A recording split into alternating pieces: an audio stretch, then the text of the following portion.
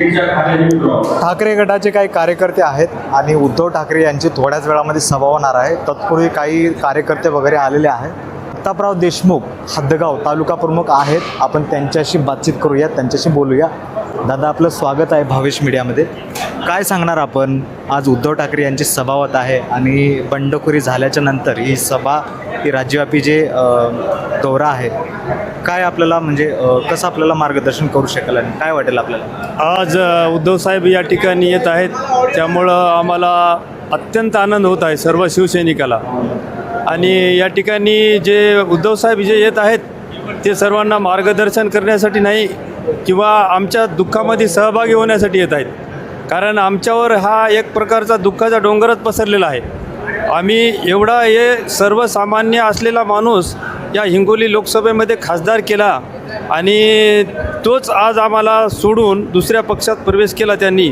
तेव्हा आम्हाला उद्धव साहेबच आमचे आसू पुसण्यासाठी महाराष्ट्रव्यापी आम्ही दौरा म्हणणार नाही. आमचे कुटुंब प्रमुख उद्धव साहेब हे आमचे आसू पुसण्यासाठी हिंगोली येथे येत आहेत, आम्हाला धीर देण्यासाठी येत आहेत.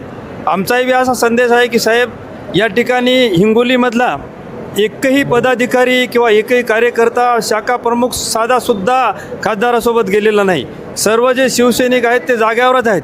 खासदार गेले म्हणून काही सर्व गेले नाही, असा आम्ही या ठिकाणी उद्धव साहेबाला सुद्धा कळवण्यासाठी किंवा त्यांना भक्कम पाठिंबा म्हणून आमच्या हदगावमधून पाठिंबा म्हणून आम्ही हजारो शिवसैनिक या ठिकाणी हदगावमधून आलेले आहोत. एकीकडे मशालीवरती निवडून येऊन दुसऱ्या गटामध्ये सामील होणं किंवा समोरच्या पार्टीमध्ये सामील होणं ही कितपत योग्य आहे आणि हे जनतेला मान्य असू शकते का? अजिबात मान्य नाही. ही गोष्ट कुणालाच मान्य नाही. तुम्हाला जर दुसऱ्या मशाल सोडून धनुष्यबाणात जर जायचंच असेल तर तुम्ही राजीनामा द्या ना. तुम्ही एवढे टायगर म्हणता, स्वतःला टायगर म्हणून घेता, तर तुम्ही राजीनामा द्या, मैदानात उतरा आणि तुम्ही निवडणूक लढून पुन्हा खासदार होऊन नंतर जा ना.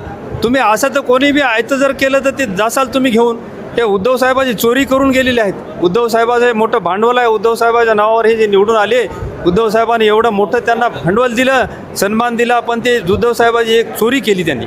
पक्ष काय कारण असू शकतं जाण्यामागे, तुम्हाला काय वाटतं? कारण आता सर्वच हे आहे. काय असेल, आज आर्थिक कारण आज असू शकते किंवा काय दुसरे लालूच असू शकते, दुसरे कारण अनेक असू शकतात त्यांना.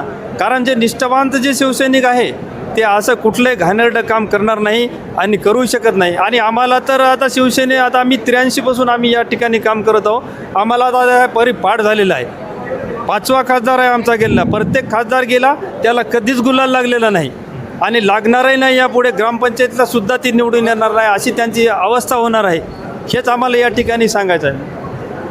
लोकांचा कुठंतरी रोष त्यांना बघावा लागेल असं तुम्हाला वाटते का? हो हो हो हो लोकांच्या रोषाला जावं लागेल. कारण मतदारांनी आणि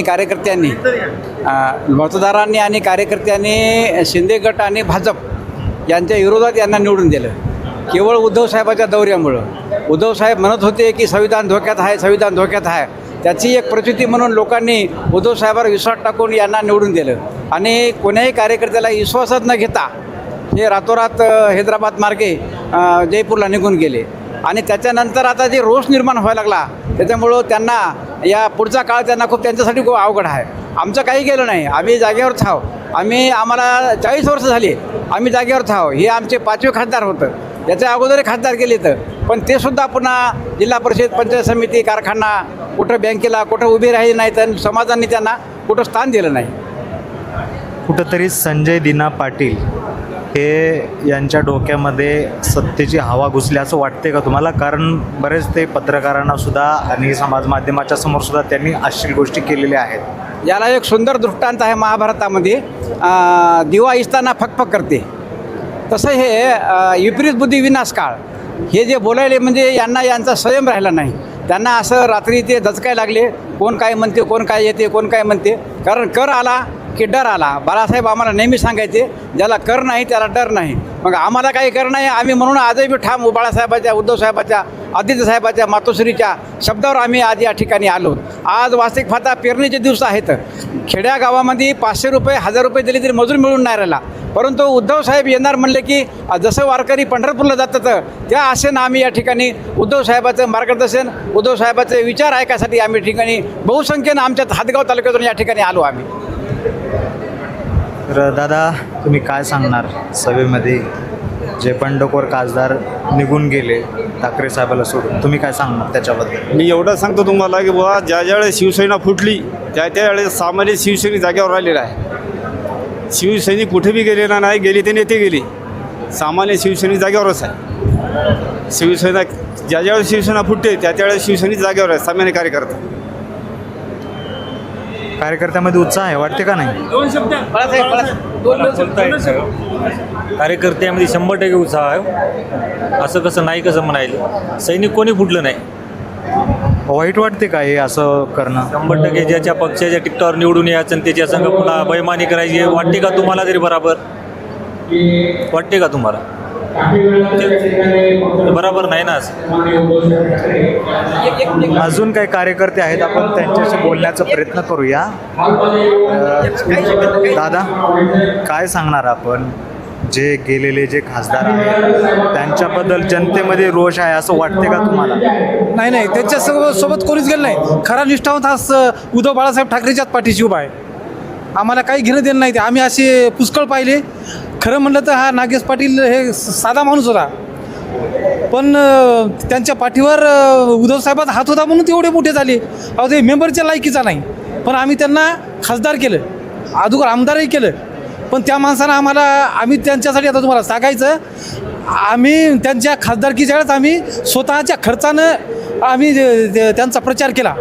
पण त्यांनी आम्हाला एवढा विश्वासघात केला, माझाच केला नाही तर सगळ्या शिवसैनिकाचा केला. आता आम्ही त्यांच्या कोणीच पाठीशी नाही आणि यांच्या पुढे ते कधीच खासदार होणार नाही. त्यांच्या घरचं कोणीच खासदार होणार नाही याच्या पुढे. आमचा शिवसैनिकाचा रोलच तसा आहे. आम्ही जे उद्धव साहेबांसोबत राहील, पण उद्धव साहेबांनी यांना कोण्याच गोष्टीची कमी केली नव्हती ना. आणि उद्धव साहेबांनी कोण्या शेतकऱ्याला काही कमी केलं नाही. उद्धव साहेब ज्यावेळेस 2.5 वर्ष मुख्यमंत्री होते तर उद्धव साहेबांनी शेतकऱ्यांचं कर्ज माफ केलं. मग उद्धव साहेबांना लोक धोकाही कशा देतील? आणि यांनाही काहीच कमी केलं नव्हतं आपल्या या सगळ्याच खासदाराला. पण त्यांना ते लय आशा लागली. त्यांनी 100 कोटी रुपये घेतले आणि म्हणून ते दुसऱ्या पक्षात गेले. घेऊ द्या, आम्हाला काय करायचं, आम्ही आमच्या पक्षात, आम्ही आमच्या उद्धव साहेबांसोबतच आहोत सर्व शिवसैनिक. तर हे होते काही नागरिक वगैरे. कॅमेरामॅन बालाजीसह मी सचिन जाधव, भावेश मीडिया, हिंगोली.